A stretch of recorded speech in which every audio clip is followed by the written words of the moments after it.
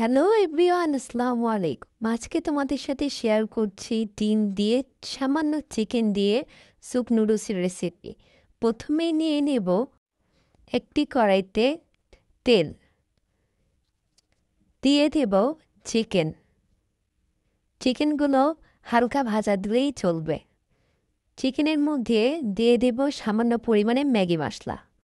হালকা ভেজে নিয়ে দিয়ে দেব পেঁয়াজ কুচি, রসুন কুচি, মরিচ কুচি,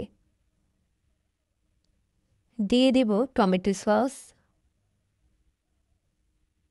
এবার সকল উপকরণগুলো ভালোভাবে ভেজে দিয়ে দেব সোয়া সস 1 টেবিল চামচ, দিয়ে দেব ভেজে রাখা চিকেন, দিয়ে দেব নুডলস।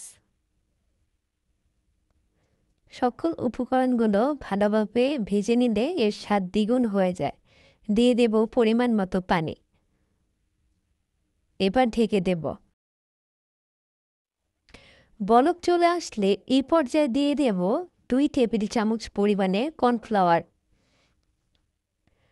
দিয়ে দেব লবণ পরিমাণ মতো, দিয়ে দেব নুডলসের থাকা মশলা, দিয়ে দেব আগে রাখা ডিম ফাটানো।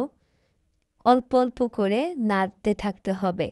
বলক চলে আসলে এটাকে নামিয়ে নিয়ে পরিবেশন করতে পারেন।